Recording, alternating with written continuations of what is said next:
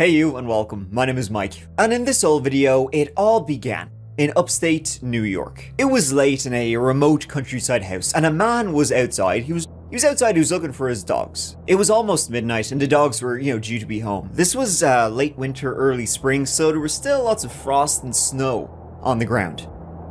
However, that dark night, he noticed that the woods he was in were slowly getting brighter and brighter.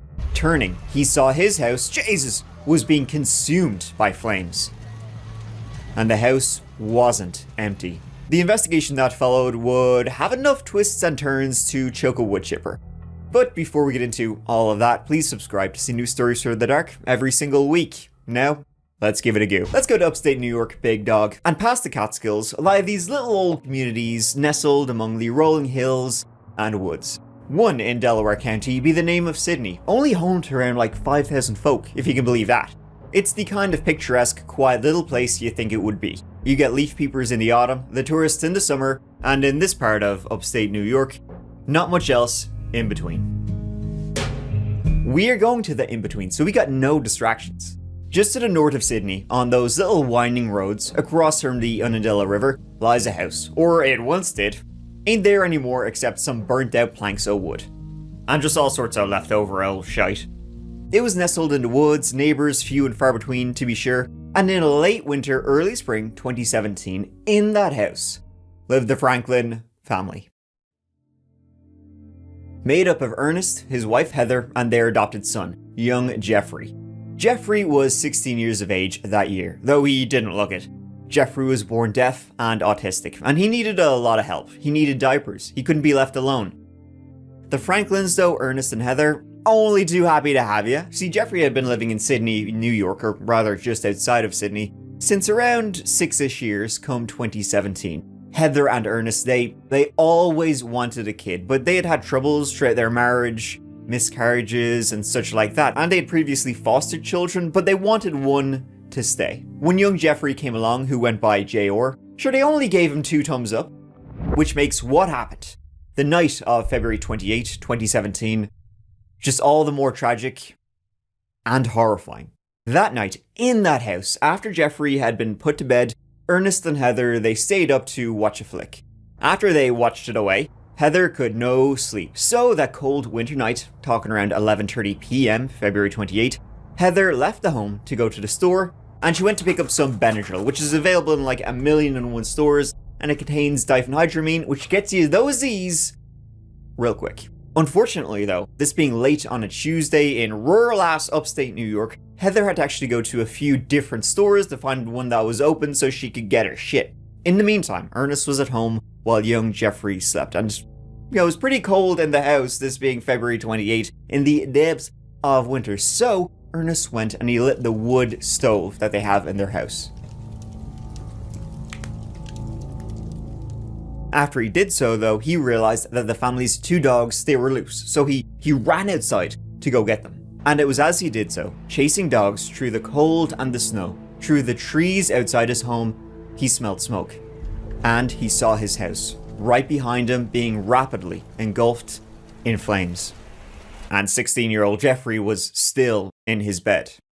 After trying and failing to get into the house, he ran to his nearest neighbor, banging on the door, shouting to call 911. This was at around 1:15 a.m.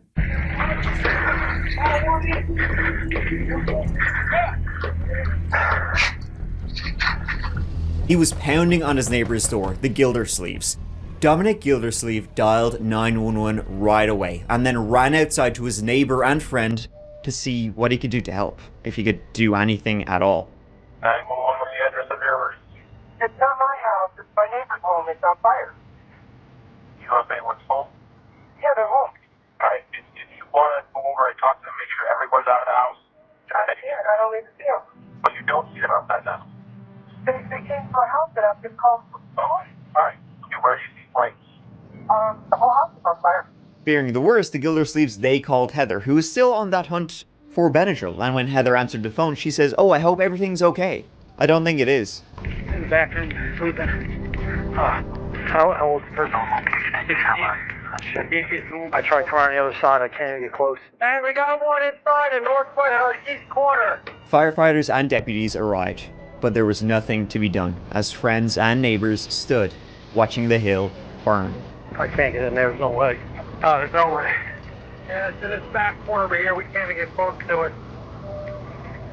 Oh, there's a power supply right here.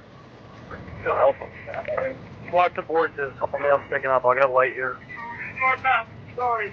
It's getting fully involved now. Do you have a wood stove on, right? Yeah. I still wood in the backyard. Well, I'm close here. Well, my wife's out right now. Your wife's out? Ernest was stoic, Heather arriving, falling apart, asking about the dogs. Jeffrey's body was later found in his bed in the house. He was burned beyond all recognition. The source of the fire would be traced to the wood stove Ernest had lit before he went to get the dogs. He had left the door to the stove open, and the fire must have spread from there. It was a tragedy, for this young boy who had already had such a difficult start to his life, and then of course to his adoptive parents, Ernest and Heather. And by this stage, Heather was in fact expecting. She was a few months pregnant. Now, though, she's lost her adopted son and her home.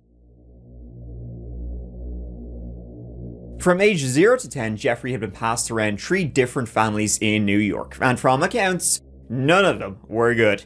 He went to school with bruises sometimes, and as a deaf boy, none of the families ever taught him sign language, so he couldn't yap away with his paws even.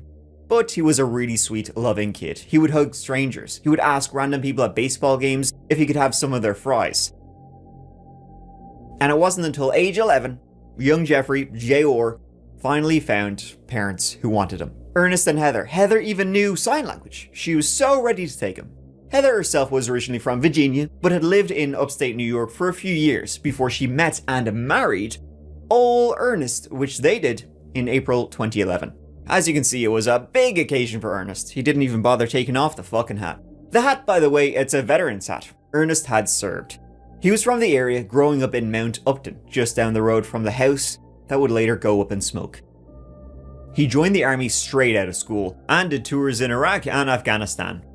Tours that would leave Ernest disabled and depressed. Now that's what he would say. His military records would show he was actually based in Germany, which to be fair will also leave you pretty depressed. But he came back, he married Heather, and they fostered kids before finding the right one, young Jeffrey, J.R. And they seemed to be this extremely happy style family. They posted on socials about being these happy new parents. J.R., though 16, looked and acted like a much younger boy, and while friends and neighbors would say he was well behaved, sometimes Heather would say she was frustrated, as he could act out. Now, it was all gone. But the Franklins, they would say at least they got a new kid on the way, so... silver linings. It was sometime around 1:15.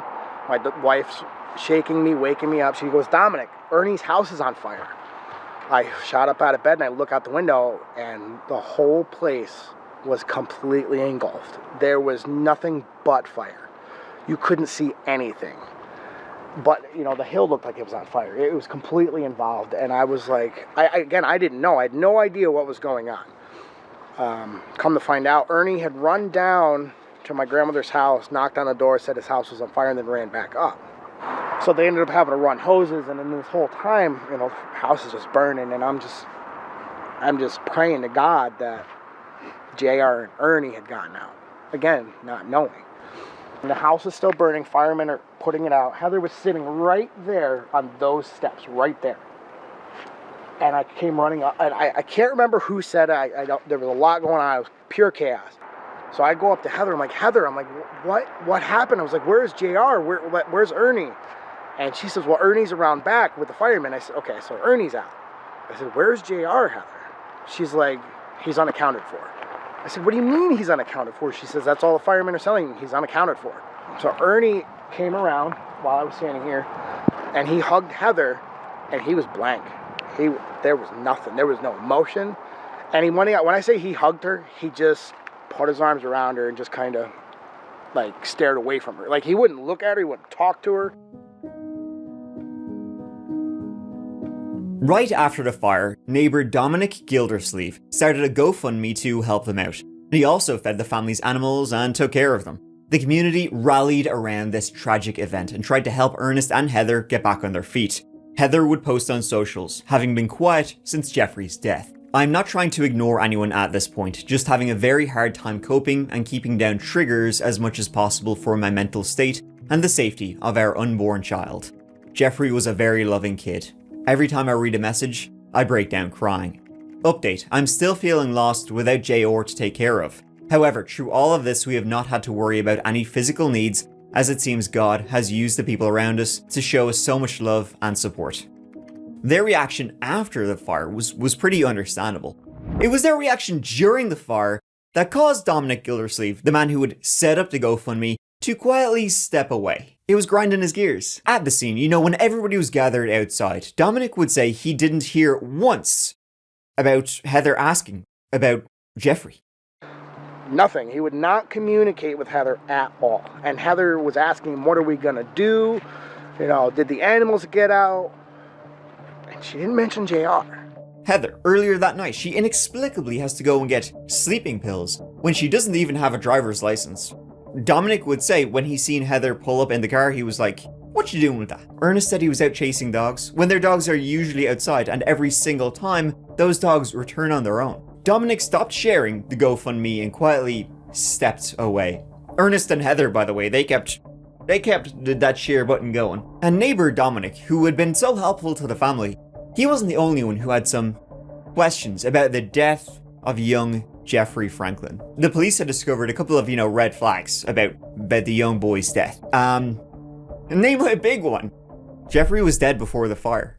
The police soon learned that the medical examiner could find no soot nor smoke in Jeffrey's lungs, nor in his mouth. It's pretty odd that he just, dies, and then a fire breaks out when Ernest and Heather are somehow just not there and destroys every single thing you would ever need to know.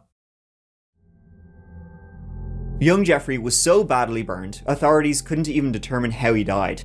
And combining that with how the parents acted the night of, stoically not asking about Jeffrey, Ernest even had no burns or smoke on him. He never went near the house. It all just stuck in the cop's craw. Something was just kind of missing here. And now that the police knew the fire hadn't killed Jeffrey, it's just not adding up. You're getting 2 + 2 = murder? The amount of time Ernest said he was outside looking for the dogs versus how quick the fire had spread, fire investigators could determine, it didn't match up. He said he had left the stove door open and was only outside for a few minutes. Yet he must have been outside for a long time for the house to be as engulfed as it was.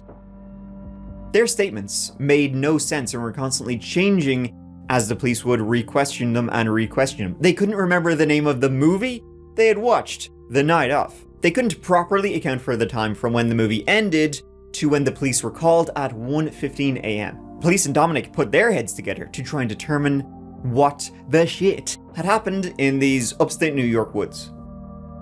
Ernie's my friend, there's some things I'm not comfortable story-wise that are... Just tell us what you think. We don't truly know what happened up there. We're trying to... Right. A 16-year-old died, so... Right. Something doesn't feel right, honestly. But your own personal opinion as a person... My own personal opinion, Father, why did he come down here to call my to try and save us? Have you had any conversations with him in regards to what happened before or after? I have not talked to him about any details because with him having PTSD, I'm not triggering it. Sure. And how do you know he has PTSD? This is what Ernie always told me. Police also spoke with Ernest's family, as he was the lead suspect here. He was the one that was home. My boy had traveled when he came back from the service. Now, what branch was he in? He was in the Army, okay. How many years was he in? Quite a few, or? A year and a half. Did it act different when he came back from when he went in? Yeah, he acted different. Are you angry, or what kind of... He was angry, yeah.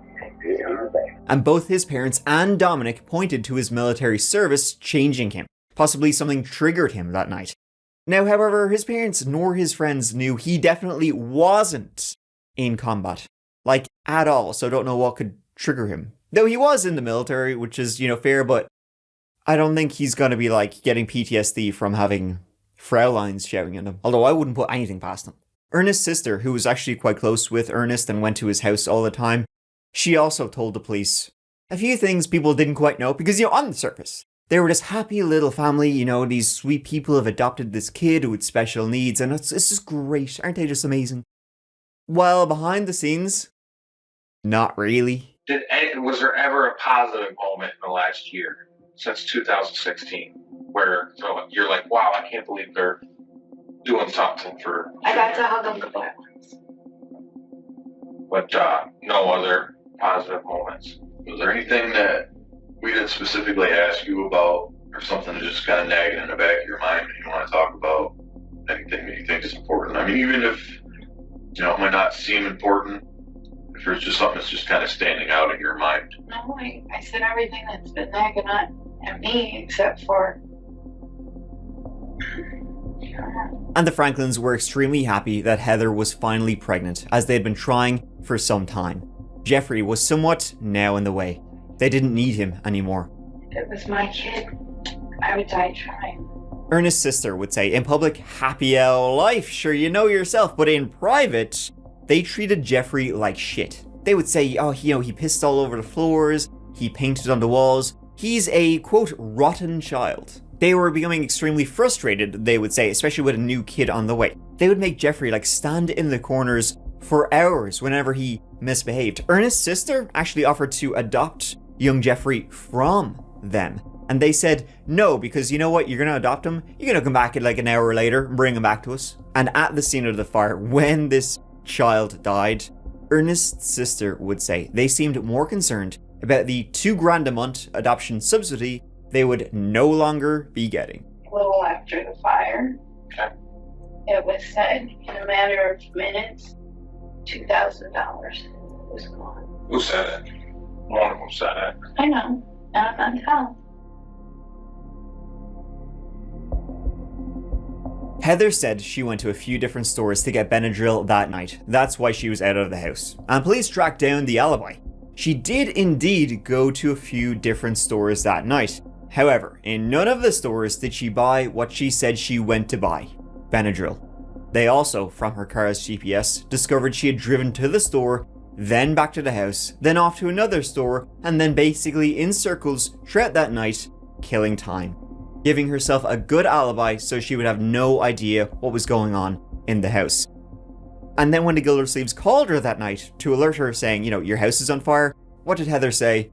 Oh, I hope everything's okay. She was probably pretty fucking aware things were not okay. He could be putting something on you thinking that it's going to take it easy on you because you're pregnant and not him, and vice versa. Don't take the fall for him if you know something, or don't leave anything out. Let's just say that. Don't leave anything out. However, when the police confronted them with all of this, neither Ernest nor Heather would say or admit to anything. They both lawyered up. The ME can say, and he's been doing this for decades, he can say that he did not die in the fire. When people die in the fire, there's a lot of evidence. You have soot that you're breathing in, right? And carbon monoxide in your blood builds up, and that's what kills you. It's not usually the heat, it's not the flames. It's smoke inhalation. And the only reason he's not breathing in when the smoke gets there is because he's not breathing at all. It's hard. Something happened to JR, and then your house catches fire. Why would I burn my house down? To hide what happened to JR. Why would I kill him?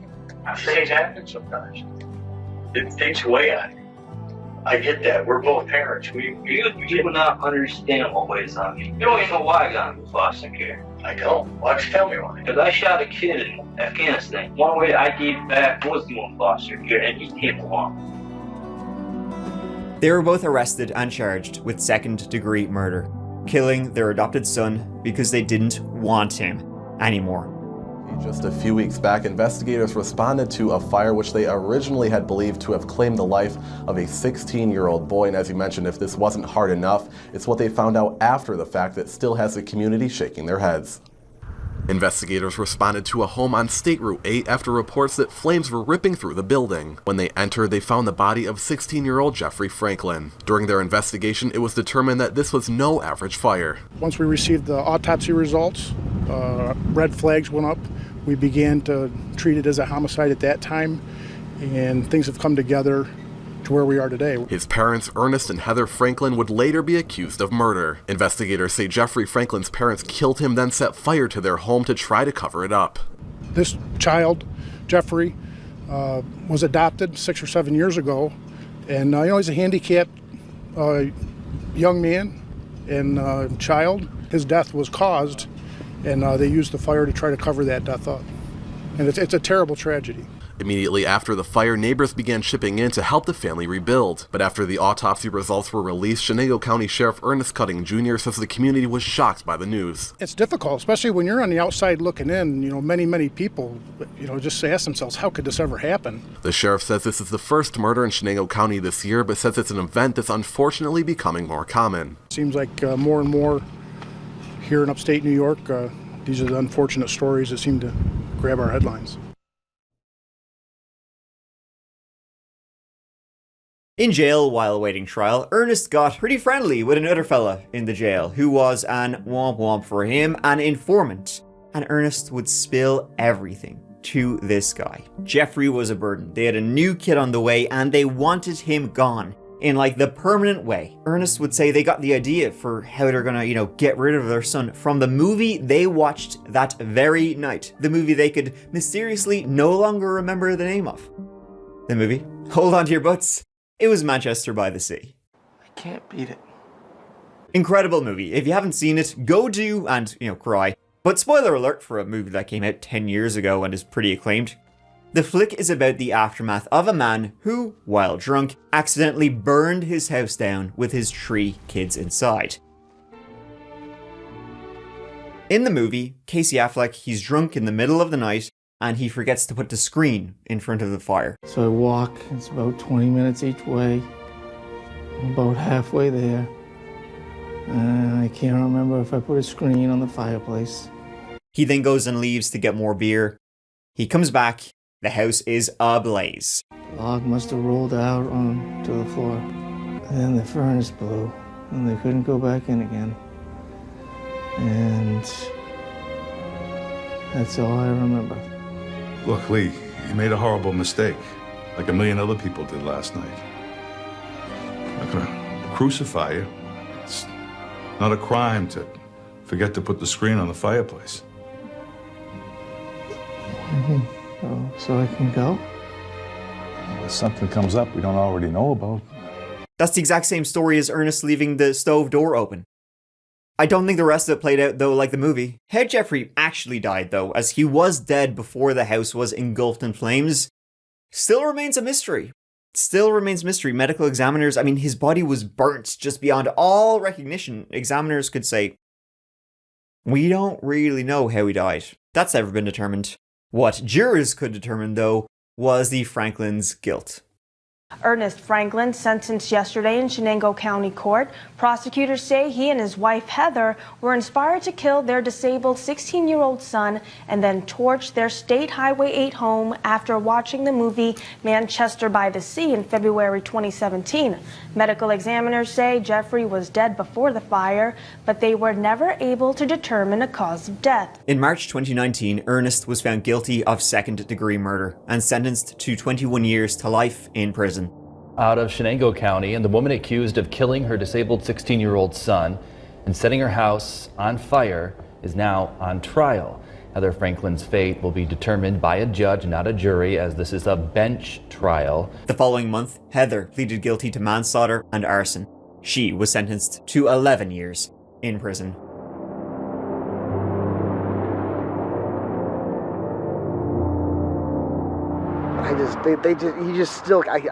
Talking about it, I can't. If what they think happened, they promised to take care of that little boy. And if they killed him,